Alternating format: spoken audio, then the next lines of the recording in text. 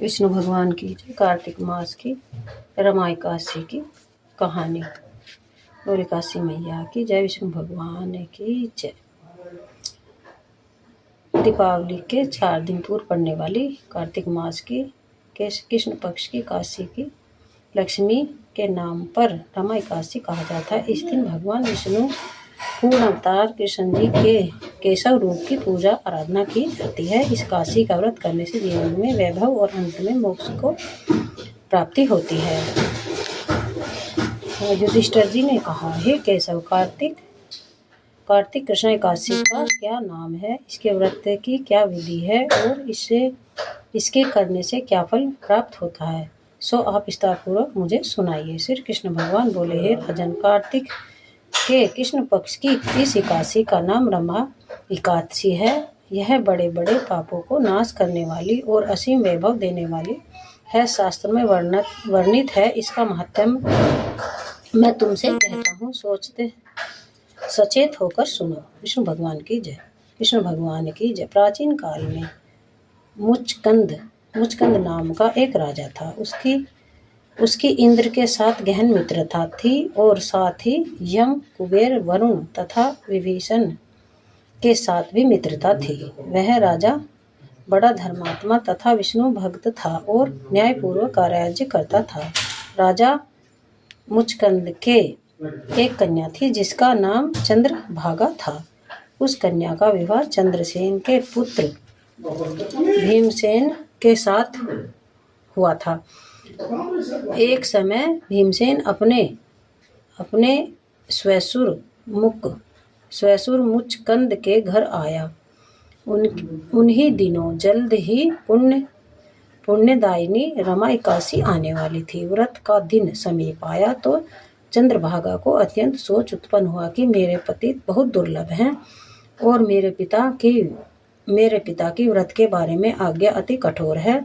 10वीं को राजा ने ढोल बजवाकर सारे राज्य में यह घोषणा करवा दी कि रमा एकादशी को सभी लोग व्रत करेंगे। घोषणा को सुनते ही शोभन को अत्यंत चिंता हुई और अपनी पत्नी से बोला, अब मुझे क्या करना चाहिए? मैं किसी भी प्रकार से भूख सहन नहीं कर सकूंगा। ऐसा उपाय बतलाओ कि जिससे मेरे प्राण बच सके, अन्यथा मेरे प्राण अवश्य चले जाएंगे। चंद्रभागा कहने लगी, हे स्वामी, मेरे पिता के राज्य में एकादशी को कोई भी भोजन नहीं करता। हाथी, घोड़ा, ऊंट, बिल्ली, गौ आदि भी तृण और जल आदि ग्रहण नहीं कर सकते। फिर मनुष्य का तो कहना ही क्या है। यदि आप भोजन करना चाहते हो तो किसी दूसरे स्थान पर चले जाइए, क्योंकि यदि आप यहाँ रहोगे तो अवश्य ही व्रत करना पड़ेगा। ऐसा सुनकर शोभन कहने लगा, हे प्रिय, तुम्हारे साथ मैं भी व्रत करूंगा। जो भाग्य में होगा वह देखा जाएगा। ऐसा विचार कर उसने व्रत किया और वह भूख व प्यास से अत्यंत पीड़ित होने लगा। जब सूर्य नारायण अस्त हो गए तब रात्रि जागरण का समय आया। यह जागरण वैष्णव को तो अत्यंत हर्ष देने वाला था, परंतु शोभन को अत्यंत दुखमयी लगा। प्रातःकाल होते होते शोभन के प्राण निकल गए। तब राजा ने चंदन की चिता में उसका देह संस्कार कराया, परंतु चंद्रभागा ने अपने पिता की आज्ञा से अपने शरीर को दग्ध नहीं किया और शोभन की अंत्येष्टि क्रिया करने के पश्चात अपने पिता के घर में ही रहने लगी। रमा एकादशी के व्रत के प्रभाव से शोभन मंदराचल पर्वत पर धन धान से परिपूर्ण तथा शत्रुओं से रहित एक सुंदर देवपुर को प्राप्त हुआ। वह अत्यंत सुंदर रत्न और वेदायमणि जटित स्वर्ण के खंभों पर निर्मित अनेक प्रकार के स्थापित मणि से सुशोभित भवन में सिंहासन कर आरूढ़ हुआ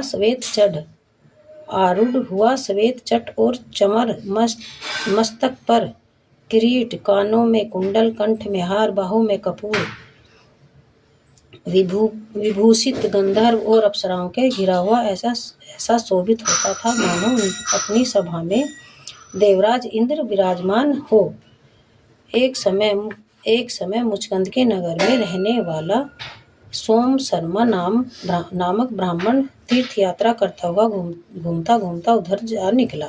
ब्राह्मण शोभन को पहचान कर कि यह तो राजा का जमाई शोभन है, उसके निकट गया। शोभन भी उसको पहचानकर अपने आसन पर से उठकर उसके पास आया और प्रणाम आदि करके कुशल क्षेम पूछने लगा। ब्राह्मण ने कहा कि राजा मुखचंद और उनकी पत्नी चंद्रभागा कुशल से हैं। नगर में भी सब प्रकार कुशल हैं, परंतु हे राजन, हमको अत्यंत आश्चर्य हो रहा है। अपना वृत्तांत कहिए कि ऐसा सुंदर नगर जो न कभी देखा न सुना, आपको किस प्रकार प्राप्त हुआ। तब शोभन बोला कि कार्तिक कृष्णा रमाई काशी का व्रत करने से मुझे यह नगर प्राप्त हुआ है, परंतु यह अस्थिर है। यह सुनकर ब्राह्मण बोला कि हे राजन, स्थिर होने का कोई उपाय तो कहें, मैं उसे अवश्य में पूरा करूँगा। शोभन ने कहा, मैंने रमाई काशी का व्रत अनायास और श्रद्धा से रहित होकर किया था, इसलिए यह सब कुछ अस्थिर है। यदि आप मुखचंद की कन्या चंद्रभागा को यह सब वृत्तांत कहें तो वह स्थिर हो जाएगा।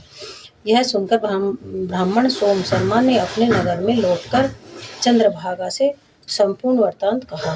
ब्राह्मण के वचन सुनकर चंद्रभागा बड़ी प्रसन्नतापूर्वक ब्राह्मण से बोली, हे ब्राह्मण, यह सब बातें अपने प्रत्यक्ष देखी हैं या स्वप्न में कह रहे हो। ब्राह्मण कहने लगा, हे पुत्री, मैंने महावन में तुम्हारे पति को प्रत्यक्ष देखा है, साथ ही किसी से विजय न हो ऐसा देवताओं के नगर के समान उनका नगर भी देखा है। उन्होंने यह भी कहा है कि यह स्थिर नहीं है। जिस